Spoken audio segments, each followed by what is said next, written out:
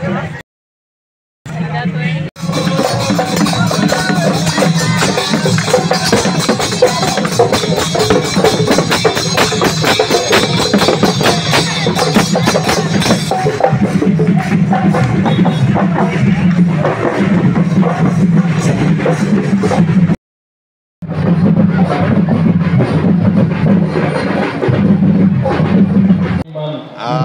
ভাবো যে আমাৰ মহাপুৰুষ শ্ৰীমন্ত শংকৰদেৱ, মহাপুৰুষ শ্ৰীমন্ত মাধৱদেৱ আৰু মাধৱদেৱৰ পৰম শিষ্য শ্ৰী শ্ৰী বদলা পদ্মমাতাৰ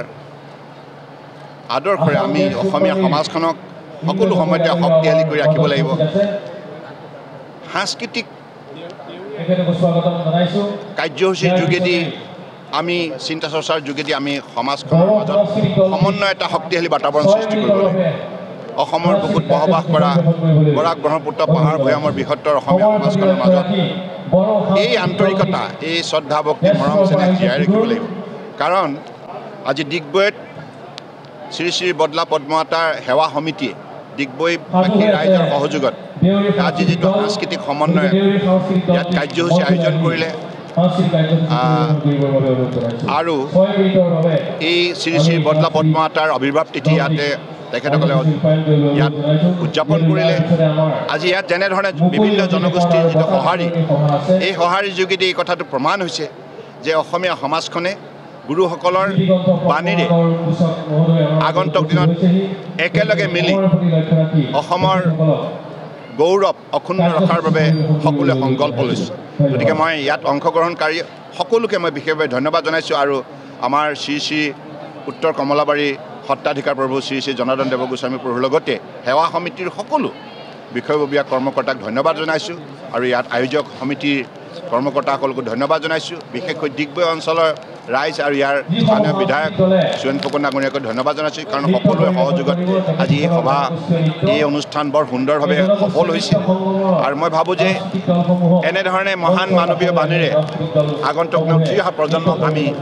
একোগৰাকী আদৰ্শ ব্যক্তি হিচাপে গঢ় দিয়াৰ ক্ষেত্ৰত আমি বিশেষ কাৰ্যসূচী এনেধৰণে সঘনাই ল'ব লাগিব আৰু বিভিন্ন ঠাইত এই বাৰ্তা আমি কঢ়িয়াই লৈ যাব।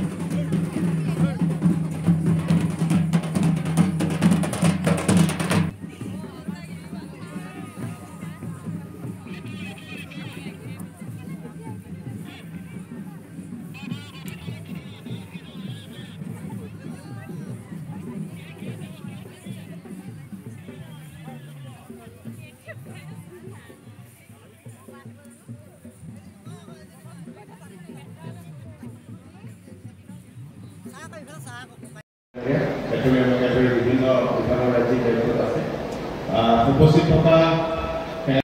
478সংখ্যক আবিৰ্ভাৱ মহোৎসৱ আৰু সাংস্কৃতিক সমাৰোহ ডিব্ৰুগড়ত অনুষ্ঠিত হৈছে আৰু এক বাৰেৰহণীয়া সাংস্কৃতিক শোভাযাত্ৰাৰ ব্যৱস্থা কৰা হৈছে য'ত অসমৰ বিভিন্ন জাতি জনগোষ্ঠীৰ সাংস্কৃতিক আধ্যাত্মিক যি দৃশ্যসমূহ ইয়াত প্ৰদৰ্শন কৰা হৈছে আৰু এই অনুষ্ঠান এক মহামিলনৰ ক্ষেত্ৰ হৈ পৰিছে অসমৰ বিভিন্ন প্ৰান্তৰ পৰা লোকসকল আহিছে বিভিন্ন জাতি জনগোষ্ঠীৰ প্ৰতিনিধিসকল আহিছে বিভিন্ন সাংস্কৃতিক আধ্যাত্মিক ইয়াত প্ৰদৰ্শন হৈছে আৰু এই অনুষ্ঠান প্ৰতি বছৰেই আয়োজন কৰি আহিছে শ্ৰী শ্ৰী বদলা পদুৱাতা মহাপুৰুষ আমাৰ গুৰু দুজনাৰ নিৰ্দেশ শিৰোধাৰ্য কৰি যি অসমত ভক্তি আন্দোলন আৰম্ভ হৈছিলে তাৰেই এক বিস্তৃত অংশত বদলা পদুৱাতাই অৰিহণা আগবঢ়াইছে আমাৰ সত্ৰীয়া নৃত্য সত্ৰীয়া কৃষ্টি সংস্কৃতি লোককৃষ্টি সকলোলৈ আমি যদি কওঁ তাল বা মান লয় নৃত্য গীত কথা সুৰ সকলোলৈ এক বিস্তৃত এক বিশাল অৱদান আগবঢ়াই গৈছে আৰু সেয়ে কেৱল মাত্ৰ শ্ৰী শ্ৰী উত্তৰ কমলাবাৰী সত্ৰকেই নহয় অসমৰ সত্ৰ সংস্কৃতিকেই নহয় সমগ্ৰ অসমত ভাৰতৰ সংস্কৃতিক চহকী কৰিছে আৰু এই গুৰুজনাৰ যি প্ৰতিটো জন্মদিনত আজি এনেকৈ ধৰণে বিশেষ কাৰ্যসূচী অনুষ্ঠিত হৈ আহিছে মই ইয়াত অংশ ল'লোঁ আজি ভাল লাগিল মই পূৰ্বেও আহিছোঁ আমাৰ ভাৰত চৰকাৰৰ মন্ত্ৰী ৰামেশ্বৰ তেলী ডাঙৰীয়া